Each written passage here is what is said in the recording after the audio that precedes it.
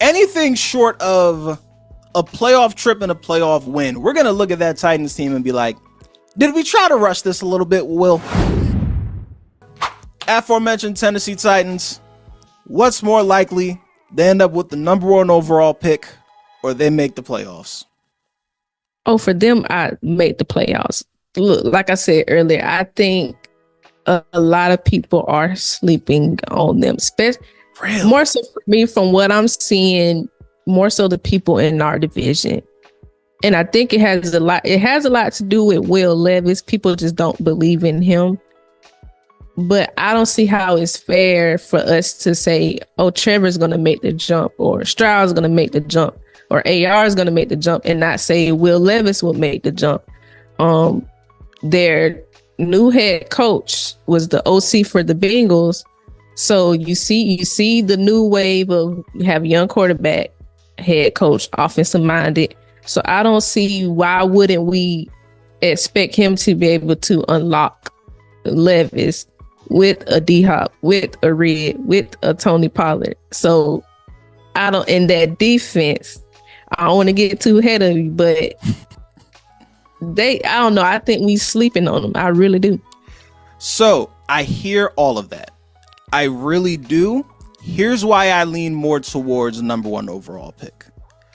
I feel like this is just too much too soon, and they're trying to speed. They speeding. Yeah. Will Levis didn't play a full season last year, and did he have high spots? Of course. Man has a rocket launcher for a right arm, runs hard as hell, sometimes to his detriment, which is why I didn't finish the season. And like, definitely toughness. You see the bright spots, but I didn't see enough to say, okay, we're gonna go spend $235 million on free agents this offseason, 3rd most in the league, and we're gonna go all in this year. Hire a new. I still don't know why they fired Mike Vrabel, but that story for another day. I don't either. Yeah, and he's still unemployed. Crazy. We're glad they did. If there's ever a sign you shouldn't fire your head coach, it is your division rival being happy he's gone. Exactly. Like, I don't know why they would do that. He was just that motor. Yeah, we glad they did it. Oh yeah. Like, but I'm looking at it. I'm just like, if Will Levis has any type of potential, we're gonna find out because they put him in the best position to succeed. So I see it that way. But if this ends up a situation where it's, if only the quarterback was better, look at the surrounding cast, and they become what the Broncos thought they were before Russell Wilson got there, just add quarterback, they're going to the Super Bowl team. I feel like that's the more likely scenario. So I see where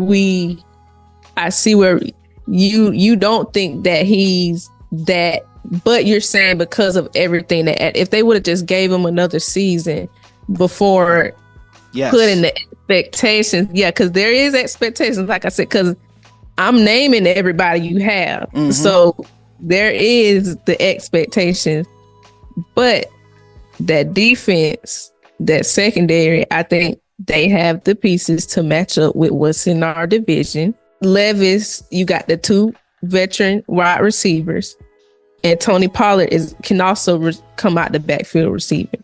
So I don't know. I just feel like he could possibly make that jump that other people don't think he can make. It's very possible. I'm not denying that it's possible at all. But I wish, maybe this is just a me personal thing, I wish we would have saw the jump first before they did this. Yeah, like, I get it. It's different to be a young quarterback trying to figure it out when you have a team growing with you, as opposed to, we spent $200 million this offseason. We need you to show it right now.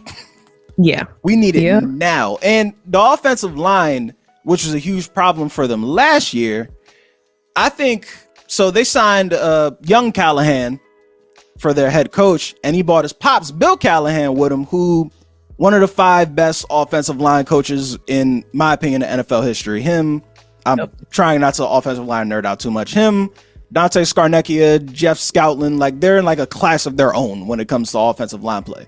So I think they're definitely going to be an improved unit next year. So that'll help them out. I know we're high on Tony Pollard, but they just traded their all-time. They didn't even trade him. They let their all-time leading rusher walk out the door. Yeah. Derrick Henry is about 30 minutes down the road from me right now at M&T Bank Stadium. What do you think? As someone who Derrick Henry has terrorized the past 7 years, how different do you expect this Titans offense to look in the post-King Henry era? Oh, like you said, we were glad, because if you go type in Derrick Henry highlights on YouTube, I feel like 80% of them are against the Jaguars.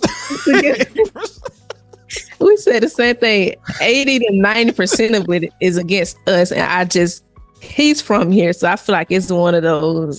He just extra charged against us, but oh yeah, that's something we don't have to worry about no more. So, like you said, when a division rival is happy that you made a move, you probably made the wrong move. Yeah, because you probably made the wrong move. Pollard isn't Derrick Henry. We can, but I feel like former OC, their new coach, I feel like he'll be able to put the quarterback in positions to succeed, given where he came from and the quarterback who he was just dealing with in Joe Burrow. I feel like he'll be able to put Will Levis in positions to help him succeed. Last point on Levis before we get to this defense. The thing that will help Levis out the most, and where I strongly agree with you on the head coach part, if he can add a little more Joe Burrow to his game, it's like, hey, you don't have to do the 40-yard bomb every play. There's nothing wrong with 5 yards. 5 yards is fantastic. 5 yards is awesome. We got plays for 2nd and 5. We got plays for 3rd and 5. We don't have any plays when the other team has the ball. We have no plays on our offense where we can run them without the ball. Just dump off. Hey, Tyler Boyd is right there. We just gave him like 10 mil. Just give him the ball on his drag route. Just give him the ball. That's great. So to the defense point, they brought over Denard Wilson, who was with the Ravens last year. Couple notable stats with Denard Wilson with the Ravens. Ravens fans are very mad he is no longer on the team. They thought he was going to end up being the one to succeed Mike McDonald. But people who remember Ravens defense last year, fantastic. But to put in context just how fantastic, allowed the least points in the league, 6 least yards in the league, six least passing yards, 1st in sacks, 3rd in interceptions, but only blitzed 25% of the time. And here's why that's notable. This Titans team does not have the Ravens front 7. They don't have that front 7 at all. So if they want to get some type of pass rush to help this newfound secondary out, they're going to have to send some blitzes. Yep. They're going to have to figure something out. I would say with them, they got L'Jarius Sneed, who's one of the top corners in the league. So I feel like that signing, given the way he ran the defense, like you just said, doesn't want to do the blitz a lot. You get your corner who you feel like can hold up if you want to run that. But I agree with you. Yeah, they don't have, like, I think they lost the Nico Autry. Yep. They don't have, but they got the Tavondre Sweat, but he will be a rookie. So they got my thing with rookies is how much can we realistically expect from rookies walking through the door?